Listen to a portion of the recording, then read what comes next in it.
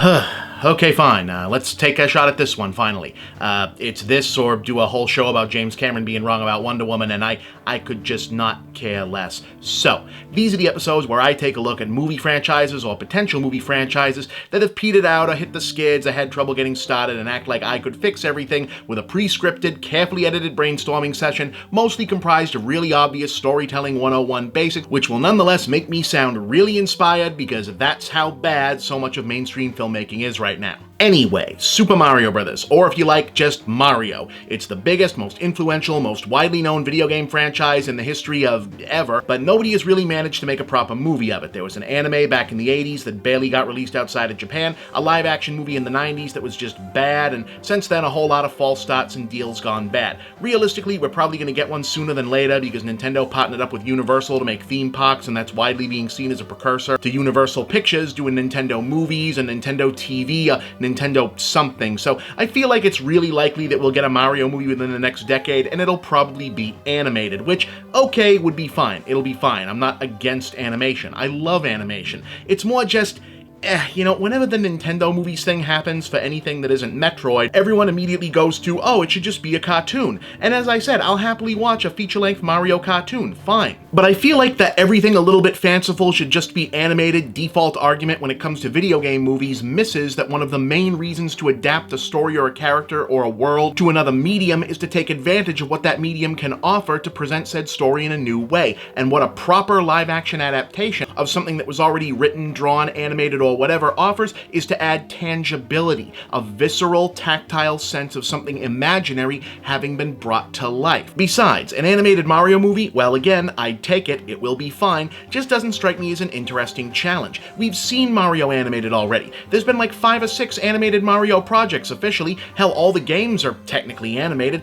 and let's face it, Western feature animation is in kind of a rut right now, and this is not going to be a Pixar joint. So unless we're gonna get some kind of really unique quasi-avant-garde thing with it, like that hand-painted Van Gogh movie or the moving toy stuff from the Lego movies or even Leica's material. Actually, though, sidebar, what Leica should be doing would be the Zelda movie. I mean, that would be amazing, and that was basically what Kubo and the Two Strings already was. So do you really want the Mario movie to be one of those assembly line, nut job, open season, trolls, Romeo and Juliet, every Ice Age after the second one things, where the main creative decisions were which of the Koopalings should sound like Kevin Hart and which one should sound like Sheldon, or whether the Shy Guys or the Toads are better positioned to be our answer to the fucking Minions? Didn't think so. Besides, if Guardians of the Galaxy, Lord of the Rings, and Ninja Turtles can all be live-action movies, Mario can be a live-action movie. So yeah, short version, this hypothetical I'm proposing here presupposes a live-action adaptation because if it was up to me, that's what I'd be pitching. And since it's my show, it is up to me. So, the second biggest argument people always have against a Mario movie, or really any movie of Golden Age video game properties, is there's no story. Which is bullshit, of course there's a story. Some people have to rescue a person from a place is a story. In fact, that's a lot of story. And even if it weren't already a bunch of stories, if we have to take this magic ring from here to here and drop it in a volcano, can be 3 movies totaling 11.5 hours of screen time, you can get 90 to 120 minutes out of 2 guys trying to rescue a princess from a dragon. You just have to be smart about plugging in the specifics. Now, I did a blog post like 3 years ago of a really detailed, kind of overly serious Mario movie outline, which you can read here, that I think is fanficky, but still kind of okay, I guess. But for keeping it simple on this episode, you really just have to answer basic questions. Why are the Koopas and the Mushroom People fighting? What does Bowser specifically hope to accomplish by kidnapping Princess Peach? Why is sending 2 guys and maybe a 3rd guy and a dinosaur the best option for getting her back? That feels like a pretty low 3-question bar to clear structure-wise. The slightly more difficult issue is the key questions of who are our heroes and why are they the heroes, and that's because you actually have to commit to a backstory that the franchise doesn't meaningfully have anymore, if it ever did at all. Now, for me, it's not even a question. You go with the 2 plumbers from Brooklyn origin. Yes, in part because that was the more or less official from about the 80s up until 1995 or so Mario backstory that I grew up with, so it'll always be the truth to me, but also because all things considered, it just makes the most sense and gives you a lot to work with in terms of story and character. See, if they're from the Mushroom Kingdom, you've either got to dilute the gravity of your storyline by front-loading too much haha LOL video games meta absurdity too soon too up front, i.e., why are they Italian-American stereotypes if there's no Italy or America in this world? Why do they have superpowers? If they weren't born with superpowers, where'd they get them? If they were born with superpowers, why do they work as just regular plumbers? And either way, why are plumbers going on this rescue mission as opposed to like some soldiers? Or you've got to stop the movie and waste time actually answering all of that. But being two regular guys from Brooklyn who get transported to a magical world just makes more sense. It explains the powers, i.e. differences in physics between different worlds, a la Superman's red sun, yellow sun thing. It makes them more relatable to the audience since they'll be experiencing everything for the first time too, i.e. it lets the necessary exposition of what's going on and why flow much more naturalistically, and two guys meet a giant turtle, they already know how to beat it and they do, is way less interesting than two guys meet a giant turtle, they've never seen anything like that before, what are they gonna do? It even gives you a ready-made, easily understood, potentially appealing pitch to audiences who might not care about the franchise otherwise. It's a fantasy quest movie, but instead of knights and elves and dwarves or whatever, the good guys are just two regular, average, working-class Italian schmoes from Brooklyn. Even if there'd never been a series of Mario video games, that's a pretty good, solid pitch. Also, I mean, not for nothing, movies about archetypally ordinary people becoming heroes after being unexpectedly deposited in a fantasy kingdom have some pretty solid history of being, you know, pretty successful. I mean, I think a few of you recognize these images, right? Oh, P.S. In terms of tone, I would say that some kind of mashup between Wizard of Oz and the Hope and Crosby Road movies would be absolutely the way to go for this particular franchise, though as like an action comedy with a family-friendly approximation of old-school blue-collar New York sense of humor. It also, if you want it, gives us a foundation to build characterization. As far as the games generally go, Mario is the brave one and Luigi is the coward. Now that's a little thin, but if you do the visitors from another world thing, plus that, maybe you've got more to work with. Maybe Mario is kind of a dreamer who always wanted more than being a plumber, so this is an opportunity for adventure and he's more on board immediately. Maybe Luigi is a guy who's more okay with their lives the way they were, so he just wants to go home, and maybe for some reason they can't do that without going on the rescue mission. And then over the course of the journey, Luigi learns to be more adventurous, Mario learns that he valued his old life more than he thought he did. Oh hey, and maybe Mario is like self-conscious about just being a plumber, but it ultimately turns out that plumbing skills save them where their new powers fail, like if they know how pipes and sewers work and that's how they infiltrate Bowser's castle. Hey, look at that, now you can do the jumping in and out of green pipes thing.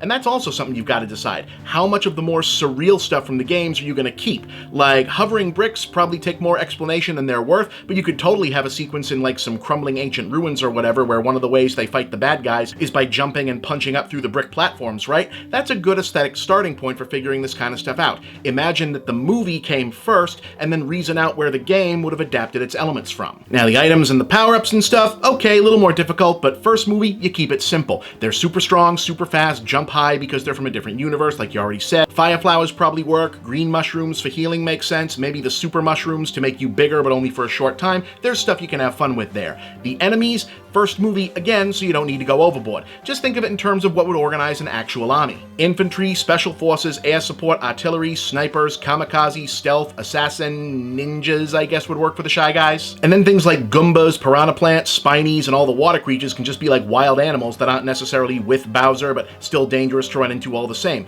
Maybe throw in some especially dangerous one-off monster encounters like Birdo, Triclide, Reznor. You don't have to do the Koopa Kids right away, but probably have generals on hand like Kamek, Fawful, Mouser for the undercard scenes, and so Bowser has guys to talk to. Speaking of which, Princess Peach and Bowser, okay, yeah, she probably needs some work as a character. I know, it's easy to just say, have her be on the quest with them, but then why are they on the quest to begin with? And I'm sorry, you can't do the first proper, based on the game's Mario movie and not have it be about rescuing Princess Peach from Bowser's castle. That'd be like doing a Justice League movie where Superman is dead, or a Dark Phoenix movie where the X-Men never go to space, and no one would be stupid enough to do that. I mean, yeah, certainly give Peach an action scene, sure. Like maybe give her the parasol from Super Princess Peach and rip off that umbrella foo stuff from Once Upon a Time in China. That'd be fun for a bit, but I feel like you can still otherwise do the traditional rescue storyline, if only for the first movie, but use the scenario to make her and our villain more substantive as characters. So like instead of putting her in a dungeon or whatever, maybe Bowser does the overconfident bad guy thing where he lets the prisoner walk around the grounds because where the hell is she even going to go? It's his whole kingdom. And then eventually you can just just do scenes where the two of them actually have to talk about why their people are at war, what their respective endgame is. Maybe she's a lot more clever or sly than we expect. Maybe he's okay, if not smarter, more thoughtful than we expect. And maybe there could be a class thing here. Peach as an aristocratic generational monarch, Bowser as like a barbarian king, military strongman who feels his power is more legitimate because he fights to keep it and maybe sees himself more like Hannibal resisting Roman expansion than as a villain in his own right. I mean, like I said, that's just me spitballing, but there's something to work with there.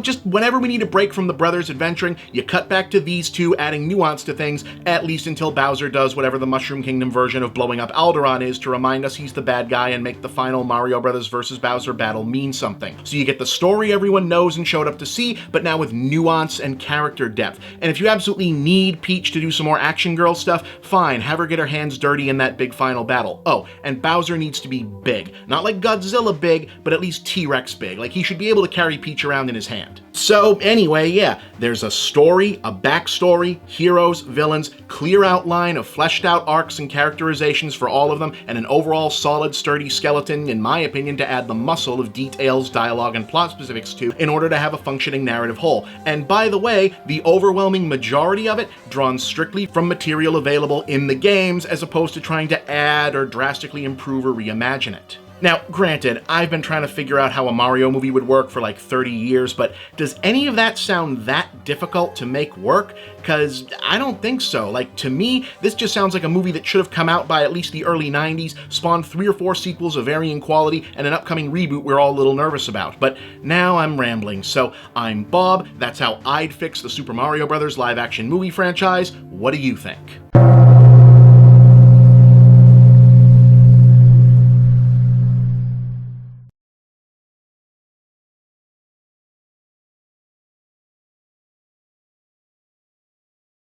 Hey gang, here's a question that keeps coming up. If your handle is MovieBob, where are your movie reviews? Well, my old reviews are in a lot of places. You'll find many of them on my YouTube channel, but you'll find the brand new ones on Geek.com, an awesome site that's also your one-stop news source for science, TV, gaming, technology, nerd culture, the works. You can find all my reviews directly by going to geek.com/author/bchipman, because that's my real name, and you can get regular updates on all my reviews and all of Geek.com's other great content by signing up for their kick-ass newsletter at subscribe.geek.com. And don't forget to also subscribe to the Geek.com YouTube channel, where you'll find the videos that accompany my reviews and tons of other great content too. Remember, that's Geek.com, the Geek.com newsletter, and Geek.com on YouTube. Make sure you don't miss out on all the latest MovieBob reviews. You can also check out my own new website, MovieBob Central, where you'll find my blog, links to all my work, and shop for my books, ebooks, and future MovieBob products. And please remember to like these videos, share them with all of your friends, and subscribe to this channel. Thank you for watching another MovieBob production.